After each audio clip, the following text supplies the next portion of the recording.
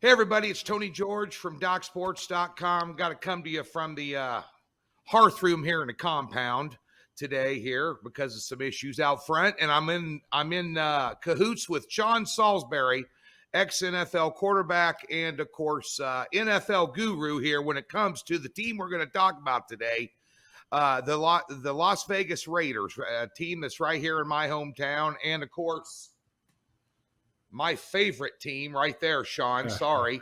So we're going to have some fun this year in the AFC West. Sean, let me ask you a question. 10 years, $100 million. Has John Gruden been worth it, or is he going to show some worth here upcoming? Well, I think on the surface, because the right now you give him some slack, and John's a really good coach, and as a diehard, lifelong Raider fan, I think a lot of it. I mean, right now you chalk it up to a lifetime achievement award contract, right? I mean, you haven't been to a Super Bowl. The team's gotten better, but a lot of the front office movement. I don't think this team. The commitment to excellence may be there, but the excellence hasn't been there, if that makes sense, the old Raider slogan. So I do like John, but I think it's time now. We can't keep making the excuses when we get our guys, or if this guy does this, or if this guy does that. You've got your general manager and you in place, the two people that are making the football decisions. I look at the schedule, and I think we have the Raiders. I think they're at 7 over and under. Is that right, Tony? That's 7, right, minus we'll get to that in 110. a second. This team will score some points. John knows offense, and I think John's made some adjustments offensively and understanding this is a new age. People spread out. They get in the gun. They do RPOs. And John, the first time around, that wasn't his MO, but I think he's adjusted to that. Carr's accurate. He will produce as long as he's healthy. The defense concerns me. It always has until they pick this back up. When the Raiders are at their best, dominating the line of scrimmage offensively, the offensive line mixing in the run, and they got one hell of a running back for play action.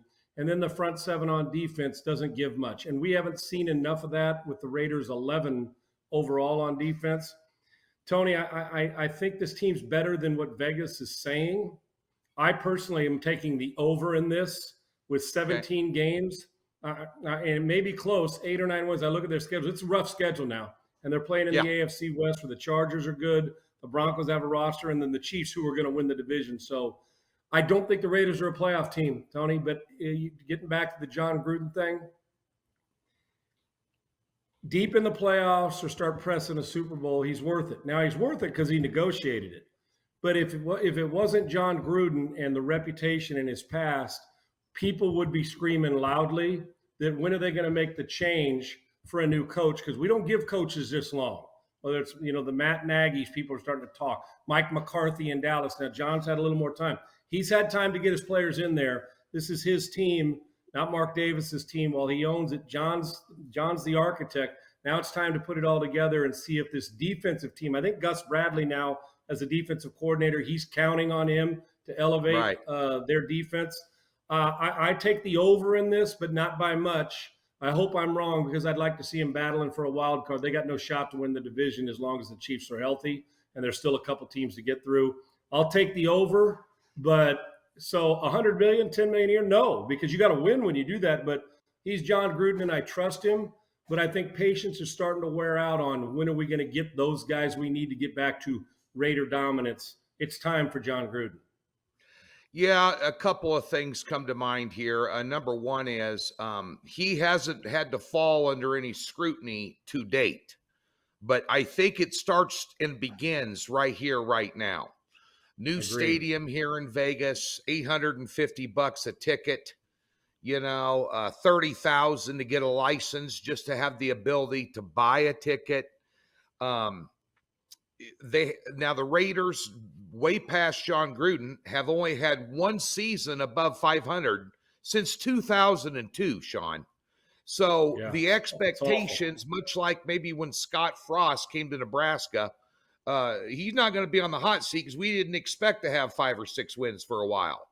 I think the Raiders did neither out of the gate, but he's spent an awful lot of Mark Davis's money, picking up players and key positions. So you got Gus Bradley in there, who's a good defensive coordinator. You take a look at this schedule. Now, They open up the season on Monday Night Football, and they're a 4-point home underdog against the Baltimore Ravens. The total is 51, which is a telltale sign that Las Vegas odds makers, Sean, are not real high on their defense. Now, last year, they were 25th on defense. They scored 27 a game, and that'll win you 8 ball games in the NFL. You know that. You were a damn quarterback.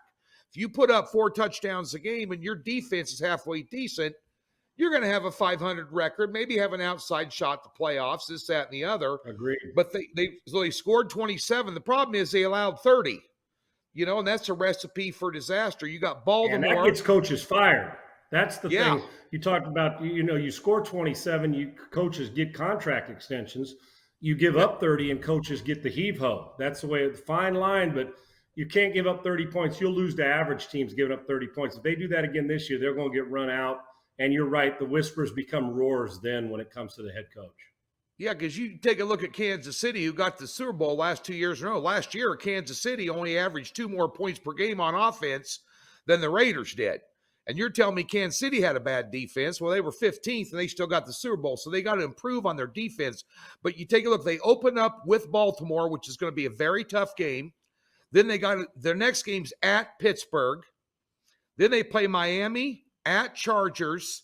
Then they play Chicago, at Denver, and Philly. That's their 7 games going into the bye. They need to be 4-3 there, Sean. And they're going to have to steal a game from like the Steelers on the road. Yeah. One of the questions about Derek Carr, I talked to somebody, and I, like I said, as a Raider fan, and I root for him. I obviously like him. He's an accurate passer. But I talked to a person who knows his situation and knows him really, really well, and has been on a staff where he's been a player. And he had nothing but great things to say about Derek Carr, but he did mention this. He said, you want to know about Derek Carr? He said, keep an eye on him on the road in a hostile environment, whether it's cold late in Kansas City in December or somewhere like early Pittsburgh on the road in that environment. We've seen him do both. He goes, but later in the season, and keep an eye on a game if he gets hit early and often, how he responds as the game goes on. That was the quote to me. And this was said going into last year. And Derek Carr's a heck of a guy, the heck of a player. The key is the difference between 7 and 8 wins, and it falls a lot on the quarterback, but he put up enough points.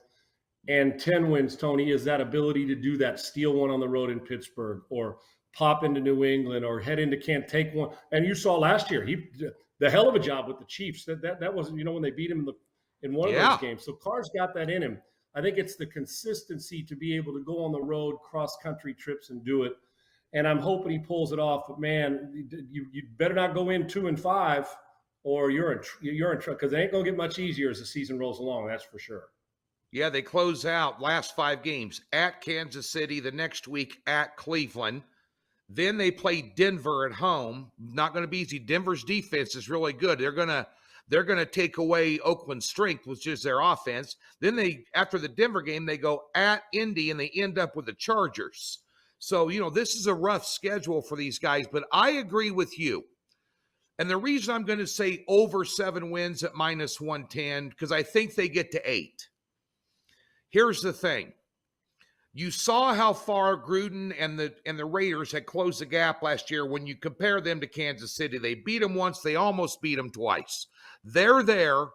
And beating Kansas City last year with that defense has got to be a hell of a feat, because the way their defense played to do what they did to Kansas City was impressive. So They've got pieces of the puzzle. Jacobs is a great tight end. I will argue that Waller is one of the better tight ends in the league. I mean, the guy's unbelievable. Jacobs and Waller are both studs. There's no question. Yeah, so they've got some talent. Carr is a above-average quarterback. That's good information for all you that are listening and betting games, especially on road games against a good defense. You might want to, if Raiders are, only getting 2 or 3, or they're laying a couple and Carr gets roughed up, he doesn't perform well. That's a great point by Sean. But Sean and I both agree. Las Vegas Raiders over 7. Bear in mind, this opened up at 7.5 in May and has been bet down to 7. So they dropped the lines down to minus 110 on the over. They're begging you to take it. I'm going to take it with Sean Salisbury. Be sure and check out me at DocSports.com. Free $60 account. Link in the description below. And Sean Salisbury, host of the Sean Salisbury Show on iHeartRadio. Be sure and get over there and check that out. It's the best sports talk show in the country, in my opinion, as well as following Sean at Sean Unfiltered. Thanks for tuning in.